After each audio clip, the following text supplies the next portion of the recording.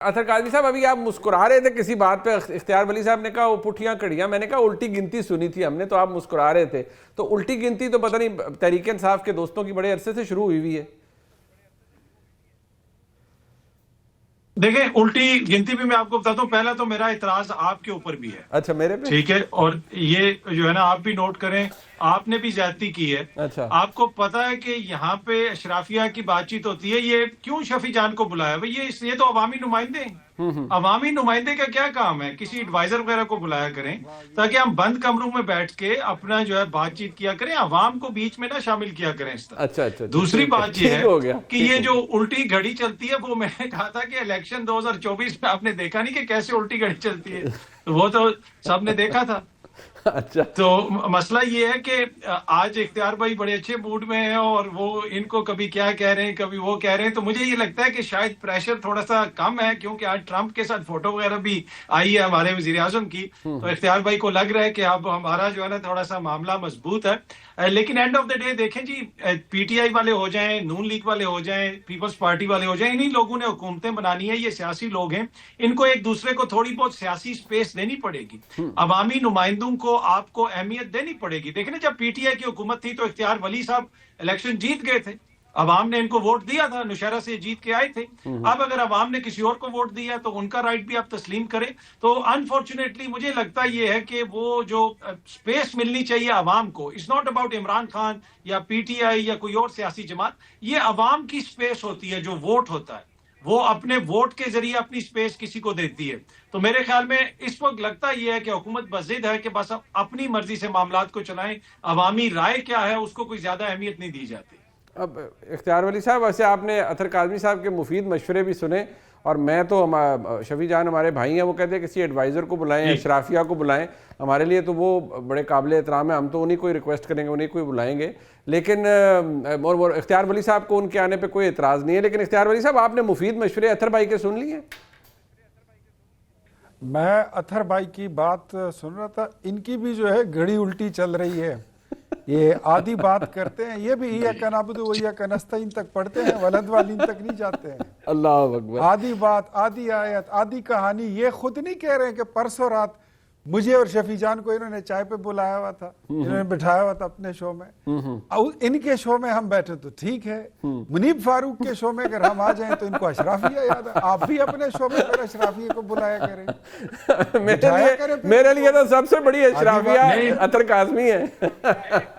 اچھا، دوسری بات یہ ہے کہ ایک بات آپ کو میں اور بتاؤں، جی صرف ٹرمپ نے نہیں، اس وقت سعودیہ بھی ہمارے ساتھ ایک پیج پر ہے، چائنا بھی ایک پیج پر ہے، قطر بھی ہے، یو اے ای بھی ہے، ایران بھی ہے، کوئی نام آپ کے ذہن میں اور آتا ہو؟ اس وقت پوری دنیا ہمارے ساتھ ایک پیج پر ہے، and this is how a political government and democratic government do.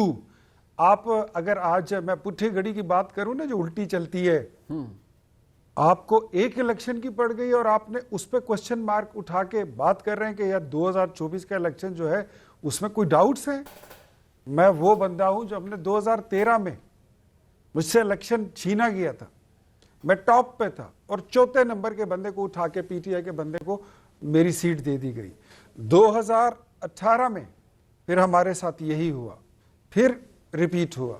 2024 میں 21 میں نے ان کو شکست دی آدھوں آدھ سے۔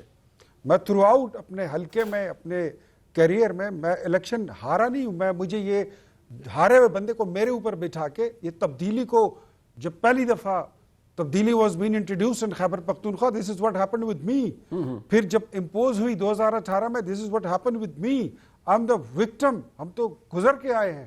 2024 میں پھر یوں ہوا کہ ابھی آدھی گنتی پوری بھی نہیں ہوئی تھی اور فارم 47 ایشو ہو گیا۔ آج مولانا صاحب نے کیوں کہہ دیا کہ ہم یوم سیاہ منا رہے ہیں، پی ٹی آئی والوں نے بڑے خوش ہو کے ڈیسک پہ جانا شروع کر دیے۔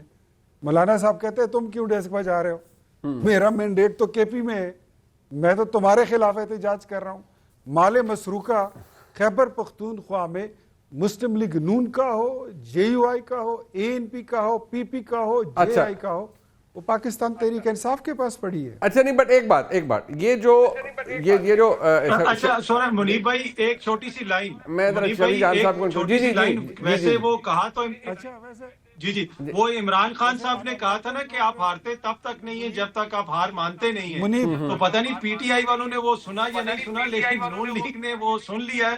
اب آپ الیکشن تب ہی ہارتے ہیں جب آپ الیکشن ہارنا مانیں. جی شفیع جان صاحب, اب میں نے آپ سے یہ بھی پوچھنا ہے کہ پتہ نہیں اب احتجاج ملک کے اندر ہی رہے گا یا ملک سے باہر رہے گا, وہ بات ہے, وہ تو خیر تھوڑا سا لائٹر سائڈ پہ اطہر کاظمی صاحب نے اس بات کو لے کے, لیکن مجھے صرف یہ بتائیے کہ 8 فروری ایک دن ہے اور آپ نے کہا کہ یہ ایک آن گوئنگ چیز ہے, یہ اس دن تک محدود نہیں ہے احتجاج یا کچھ بھی, لیکن آپ کو اس بات کا بھی بخوبی اندازہ ہے کہ جب بھی آپ کے ووٹر سپورٹر اس کو ایک امید ہوتی ہے کہ ہم نے اس دن احتجاج کرنا ہے, اگر اس دن کوئی بڑا شو نہیں ہو پاتا یا کوئی حکومت پر جتنا دباؤ آپ چاہ رہے ہیں اتنا نہیں ڈیولپ ہو پاتا, تو کیا یہ پاکستان تحریک انصاف کے لیے یا آپ کی جماعت کے لیے یا اوور آل سہیل آفریدی صاحب کے لیے یا اچکزئی صاحب کے لیے کوئی سیٹ بیک تو نہیں ہوگا؟